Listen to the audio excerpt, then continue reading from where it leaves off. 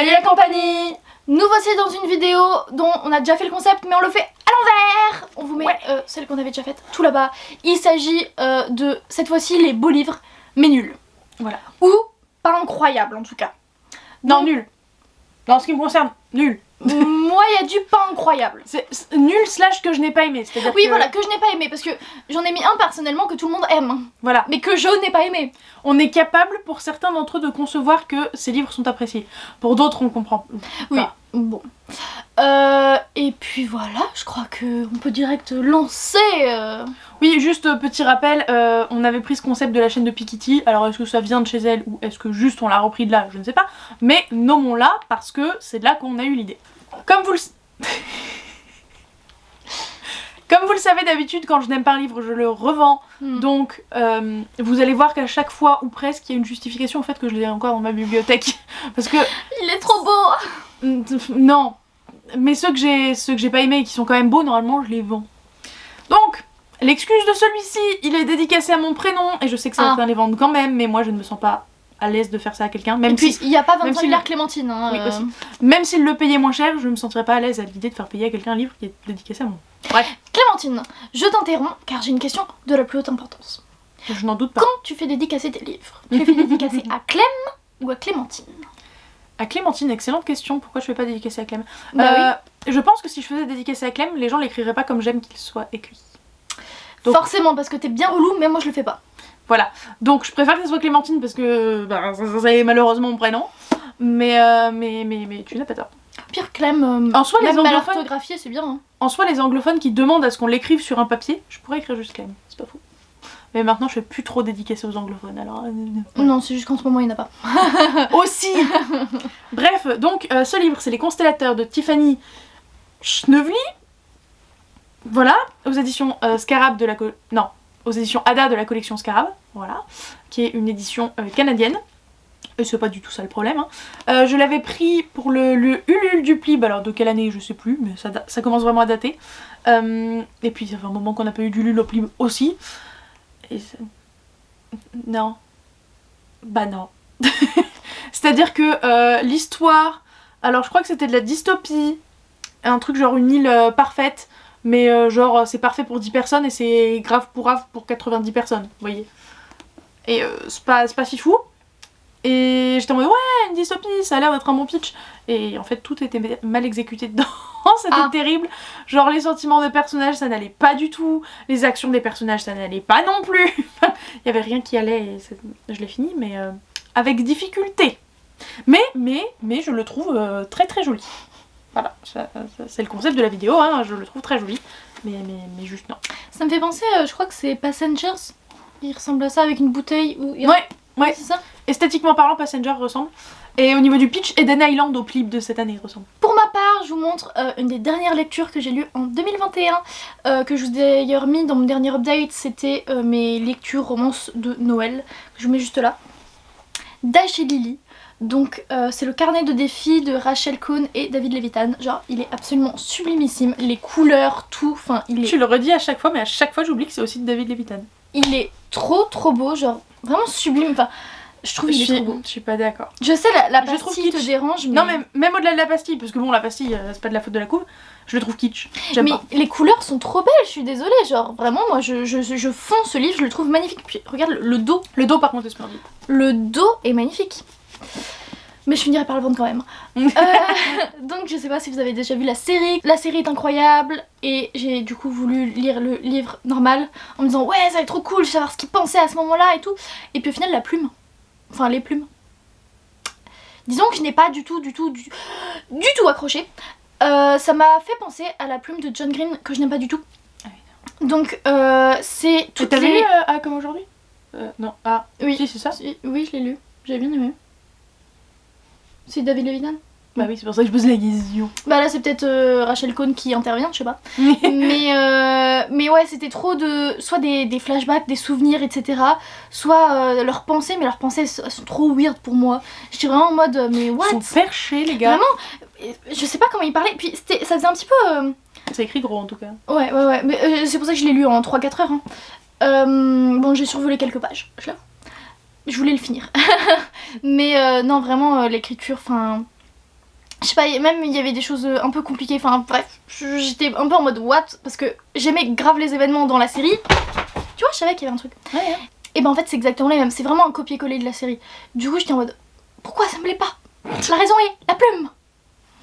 Enfin bref, donc c'est l'histoire de une adolescente qui laisse un carnet dans une bibliothèque avec des défis drôles, des trucs à écrire. En gros, c'est un peu une chasse au trésor, on va dire, avec ce carnet. Du coup, il y a deux personnes qui se mettent à parler à travers le carnet pendant Noël en fait. Et du coup, voilà. Mais la série est vraiment sympa. Je fais un petit aparté rapidos. Au dernier Ulule du Plib, c'est-à-dire il y a un moment encore une fois, hein, j'avais pris Gods of Men.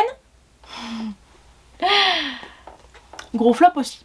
Mais et qui est plutôt joli mais pas magnifique je trouve. Il est incroyable, il est super beau. Il est beau. Il est beau, il est beau. Bah, le il est blanc pas aussi, il est beau. incroyable. Enfin le tome 2. Oui, le tome 2 est plus joli Ouais. je trouve. Là, je pense que c'est moi qui l'ai choisi parce que c'est dans ma bibliothèque, mais je pense que tu aurais dit la même chose. Oui. Never never. Alors, aucun doute sur le fait qu'on trouve toutes les deux que c'est nul. Sur la C'est question. nul. Et pourtant c'est écrit, co-écrit par Colleen Hoover. Oui. Et je trouve que la couverture, alors je déteste le rose, tout le monde le sait, mais si ça avait été d'une autre couleur, j'aurais trouvé ça magnifique. Donc je suppose que les gens qui aiment le rose trouvent cette couverture magnifique. Elle est sublime. Voilà.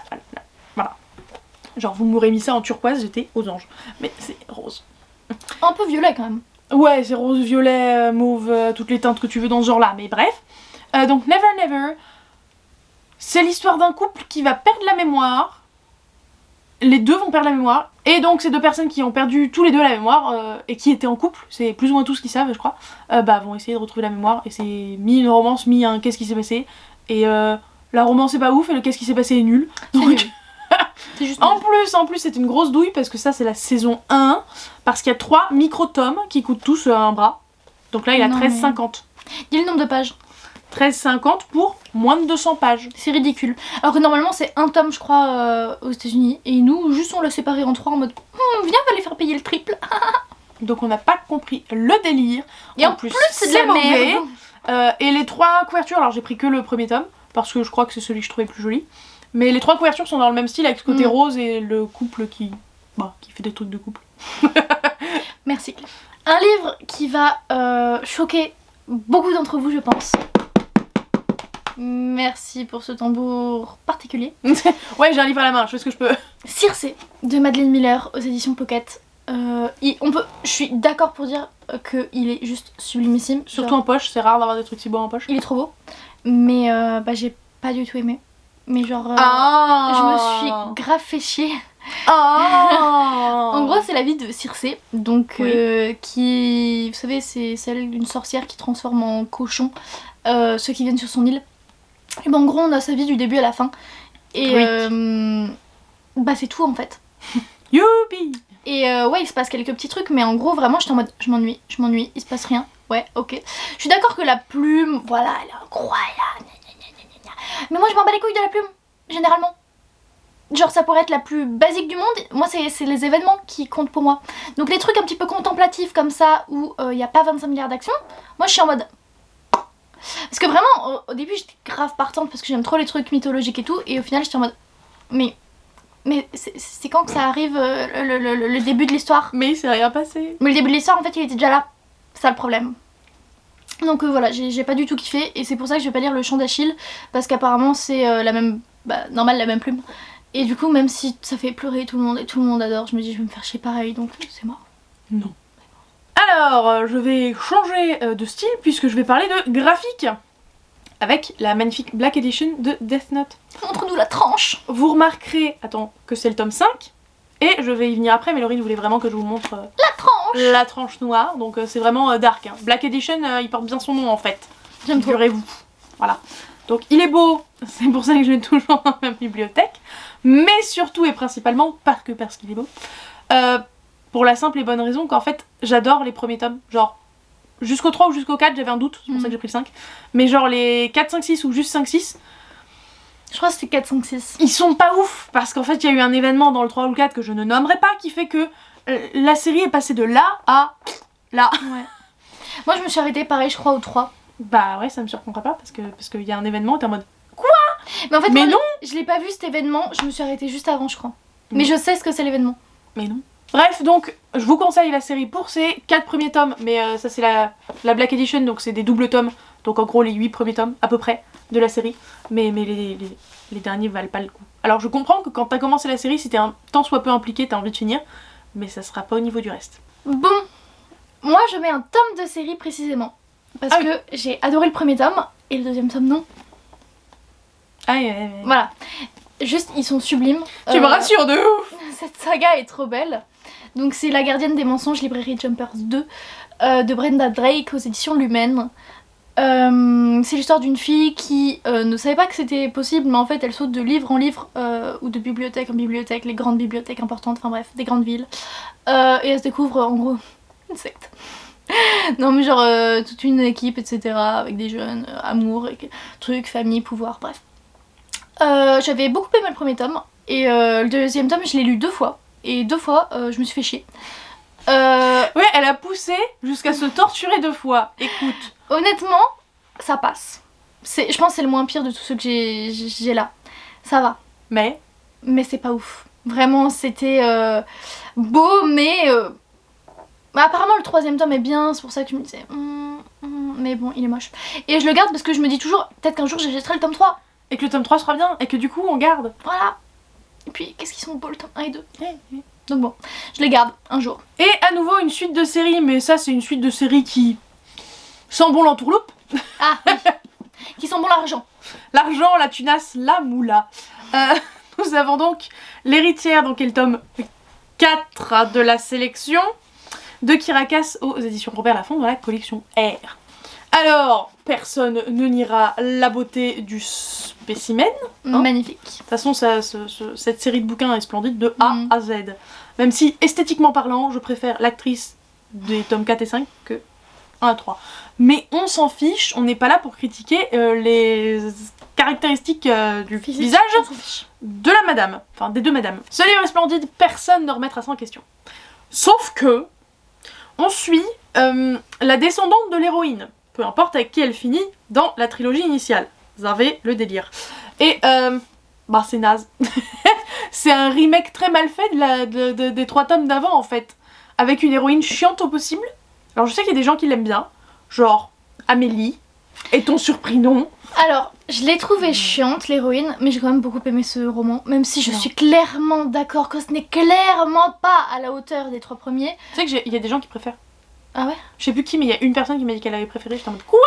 Bah, moi j'aime bien, mais j'aime bien, c'est tout. Ah non, mais moi clairement, je les garde parce que ça complète la série en un sens et je veux vraiment avoir la série complète. Mais si je me fais une relecture, ce que j'ai envie de faire et ce que je ferai peut-être un jour de ces 4. Bah non.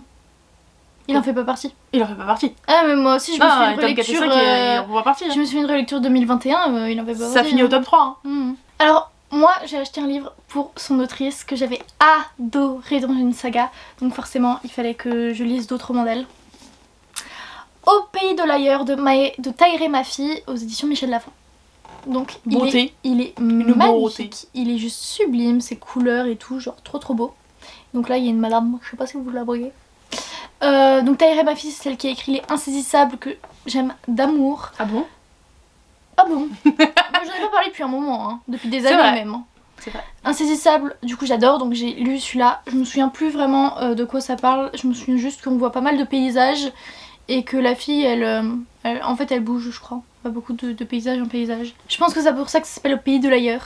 Je crois qu'il y avait de la magie aussi peut-être, enfin bref. Mais en tout cas je m'étais fait chier, genre vraiment c'était nul. Et du coup vraiment à la fin j'étais en mode comment tu peux écrire quelque chose d'aussi bien et après écrire ça? Je comprenais pas, surtout que ça a été écrit après je crois.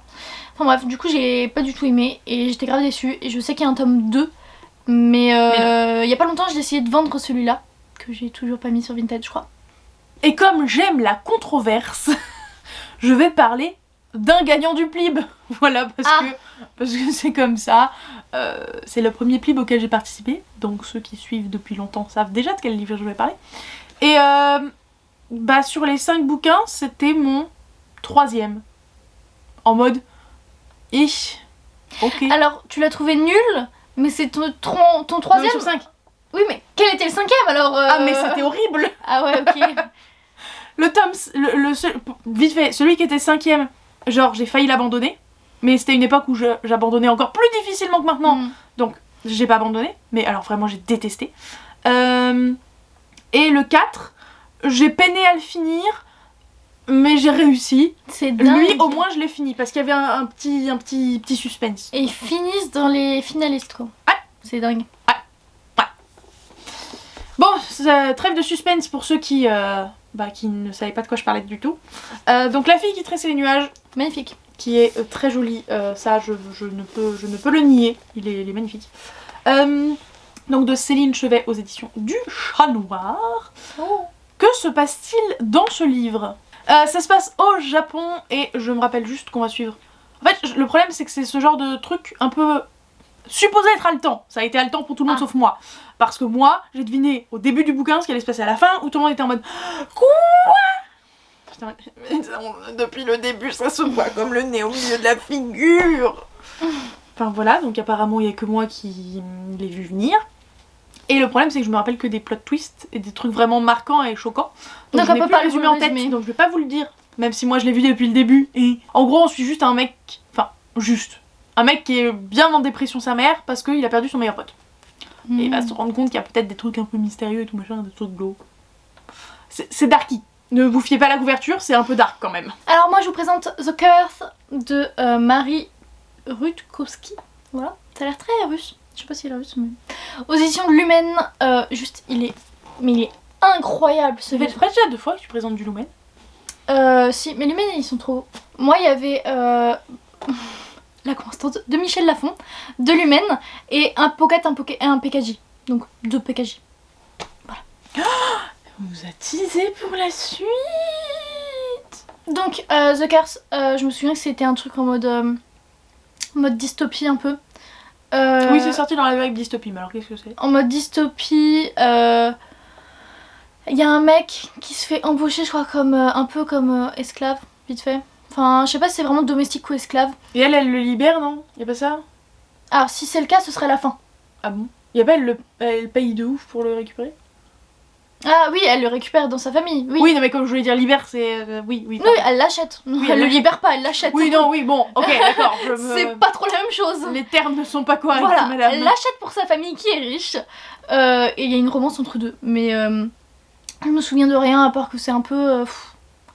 Bah, en vrai, c'était pas si mal, mais vraiment, j'étais en mode. Je sais même pas si je veux lire la suite. Et pourtant, il y avait rien qui m'empêchait, quoi. Mais j'étais vraiment en mode. C'était peut-être juste pas le bon moment. Hein. Je sais pas, je me dis peut-être qu'un jour je le relirai, hein, parce que il y a 3 tomes et je crois que les 3 sont sortis. Le 2, je l'imagine bien, le 3, je sais plus. Tu sais, hein, la trilogie est finie. La trilogie, et même la bouquinette, elle a en pas d'en parler. Oui, je crois que... Okay. Donc honnêtement, je pense que ça pourrait peut-être me plaire maintenant, mais en tout cas à l'époque, j'avais pas vraiment kiffé. Ouais, hein. Il a pris le soleil, je crois. C'est-à-dire qu'il y a une différence de couleur quand même, hein, entre les pages sur le côté et les pages... Même là, on le voit. Même nous, avec le petit retour caméra, on le voit. Voilà, donc peut-être que je le relirai un jour. Et enfin, dernier livre que je vous présente est beau de l'extérieur et de l'intérieur. Cogito, de sa brillance magnifique. De Victor Dixon, aux éditions Robert Laffin. Dans la collection R. Regardez, il y a des trucs comme ça. Il y avait même des mini-jeux de pistes là dans ces pages-là et tout, c'était très stylé. Genre des petits labyrinthes. Seul bémol esthétique, c'est que, en l'occurrence, moi, les dorures, je sais pas si vous verrez bien, les dorures se barrent un peu parce que j'ai le doigt gras. Ah. Et pas forcément parce que je mange. Non mais je sais pas, je dois suer des mains, j'en sais rien. Mais il y a certains de mes livres comme ça avec des dorures, bah au bout d'un moment elles partent un peu. Genre ça a été le cas sur les disparus du clair de lune sur le dos. Mais du coup je trouve ça presque stylé parce que les disparus du clair de lune, le titre il disparaît un peu. Waouh. Et bref, revenons. C'est pas la question. Non, revenons à Cogito. Au moment où je l'ai lu, je n'avais lu que Phobos de lui et j'avais eu que des coups de cœur pour les 2 tomes que j'avais lus. Et j'étais en mode, j'aime cet homme, j'aime ce qu'il écrit, je vais adorer. Bah non. C'était un fail. C'était un fail. Le pitch, c'est que on est dans le futur où, si vous avez des blindes à dépenser là-dedans, vous pouvez acquérir toutes les connaissances et compétences du bac juste avant de passer votre bac, sans rien avoir glandé. À quoi sert le bac alors, dans ce cas-là? Je sais pas. Mais bref.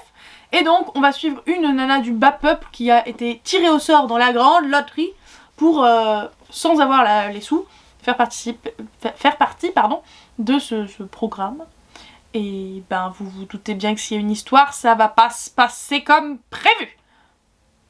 Et pourquoi c'est nul? Bah je sais pas. J'ai tout vu venir, ça n'avait pas d'intérêt. Le seul truc que j'ai pas vu venir, j'étais en mode ok. Soit. Imhotep. J'en avais rien à cirer. Aucune implication de quelque sorte que ce soit. Donc mis à part, comme je l'ai dit, l'esthétique et le fait qu'il y avait des petits plans, genre là vous avez un emploi du temps, je sais pas si vous voyez de là où vous êtes. Mais il y a des trucs stylés hein. Mais il n'y avait pas d'attachement quoi, ni aux persos, ni à l'histoire, ni à rien. Ouais, ça ne m'a pas affecté. Et en plus je crois que je l'ai pas trouvé extrêmement réaliste à certains moments. Alors je sais plus si c'était dans les relations entre les personnages ou plus dans le côté SF. Mais bah non. Et dernier roman, c'est également un tome 2. Ouais.